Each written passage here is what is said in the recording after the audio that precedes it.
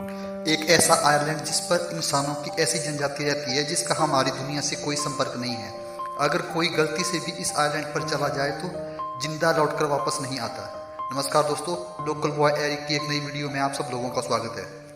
यह island India की पूर्व दिशा में लगभग 1350 किलोमीटर दूर स्थित है, जो इंडिया के क्षेत्र में ही आता है।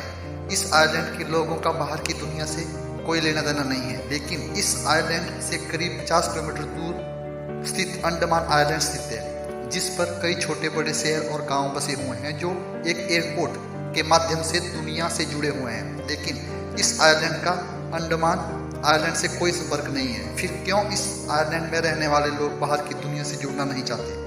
यह आइलैंड नॉर्थ सेंट्रल आइलैंड के नाम से जाना जाता है। सन 1867 में जब इंडिया पर ब्रिटिशों का राज था, तब इंडिया से एक शिप अंडमान आइलैंड जा रही थी, जिसमें कुछ इंडियन और ब्रिटिश शामिल थे। लेकिन यह शिप नॉर्थ सेंटिनल आइलैंड के पास जाकर किसी कारण से खराब हो जाती है, और क्योंकि यह शिप इंडिया से काफ़ी दूरी पर थी और रेस्क्यू टीम को आने में काफ़ी समय लगता, तो इस पर मौजूद यात्रियों ने इस आइलैंड पर ठहरने का निर्णय लिया।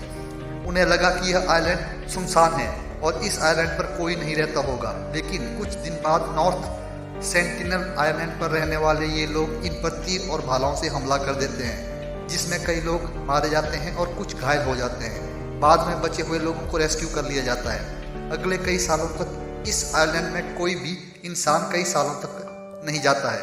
लेकिन फिर सन 1880 में एक ब्रिटिश वहां जाते हैं, जिसका नाम मॉरिस विडाल पिटमैन था। ये इस आइलैंड पर जाते हैं और ये कुछ दिन आइलैंड के लोगों से बचकर जांच पड़ताल करते हैं। फिर ये इस आइलैंड के पास एक परिवार को बंदी बनाकर अंडमान के आइलैंड में ले आते हैं, जिसमें 4 बच्चे और इन बच्चों के माता पिता थे। वह इस आइलैंड के आदिवासियों को बाहर की दुनिया दिखाना चाहते थे, और पहली बार इस आइलैंड के लोगों ने बाहर की दुनिया देखी। लेकिन बाहर की दुनिया का वायरस इन लोगों के शरीर के लिए बहुत घातक सिद्ध हुआ, जिसमें इन 4 बच्चों के माता पिताओं की मौत हो गई। मॉरिस विडाल इन 4 बच्चों को गिफ्ट देकर उस आइलैंड में वापस छोड़ देते हैं। मॉरिस विडाल इस घटना पर काफी दुख व्यक्त करते हैं। इस घटना के बाद आइलैंड के आदिवासियों का गुस्सा भड़क जाता है, और जो भी इस आइलैंड के पास जाता वह उसे मारकर उल्टा लटका देते। सन 1947 में जब भारत आजाद हुआ तो यह नॉर्थ सेंटिनल आइलैंड भारत के हिस्से में आ गया, और भारत के मानव विज्ञान श्री त्रिलोकनाथ पंडित सन 1967 में इस आइलैंड के लोगों से संपर्क बनाने की कोशिश करते हैं, जिसमें यह इन आदिवासी लोगों को दूर से ही कुछ उपहार देते हैं।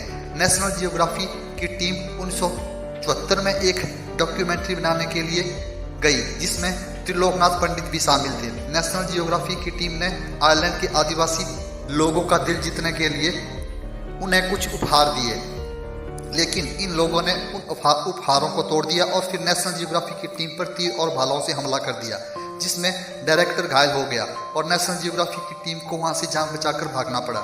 लेकिन त्रिलोकनाथ पंडित फिर भी इस आइलैंड जाते रहते और वहां कुछ उपहार छोड़ देते, और आखिरकार वह एक दिन इन आइलैंड के लोगों से दोस्ताना संबंध बना लेते हैं। यह पहले ऐसे व्यक्ति थे जिसके साथ इस आइलैंड के लोगों का दोस्ताना संबंध रहा। फिर सन 1981 में एक शिप आकर इस आइलैंड पर फंस जाती है। रेस्क्यू के इंतजार में शिप पर सवार यात्रियों को इस आइलैंड पर शरण लेनी पड़ी, लेकिन कुछ ही दिन बाद आइलैंड के आदिवासी लोगों ने इन पर हमला कर दिया।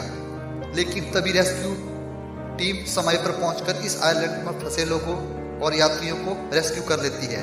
लेकिन फिर इंडियन गवर्नमेंट इस आइलैंड को बैन कर देती है, ताकि भविष्य में कोई भी इस आइलैंड पर ना जा सके, जिससे इस आइलैंड पर रहने वाले आदिवासियों को कोई तकलीफ ना हो। लेकिन अब बात आती है साल 2018 की, जिसमें एक अमेरिकन व्यक्ति जिसका नाम जॉन एलन चाओ था, यह चोरी छिपे इस आइलैंड पर जाते थे। वह एक क्रिश्चियन थे। वह उन आदिवासियों को क्रिश्चियन धर्म का पाठ पढ़ाना चाहते थे। जॉन एलन 3 बार इस आइलैंड पर गए, लेकिन किस्मत से वह 2 बार तो बचकर वापस आ जाते हैं, लेकिन तीसरी बार वह वापस लौटकर नहीं आते। यह आइलैंड बड़े बड़े पेड़ों से ढका हुआ है, जिस कारण इसके अंदर का दृश्य किसी ड्रोन से भी नहीं दिखाई दिया जाता। तो दोस्तों, मेरी दी हुई जानकारी आप सब लोगों को कैसी लगी कमेंट में जरूर बताएं, और इस तरह की वीडियो देखने के लिए चैनल को सब्सक्राइब जरूर करें। धन्यवाद।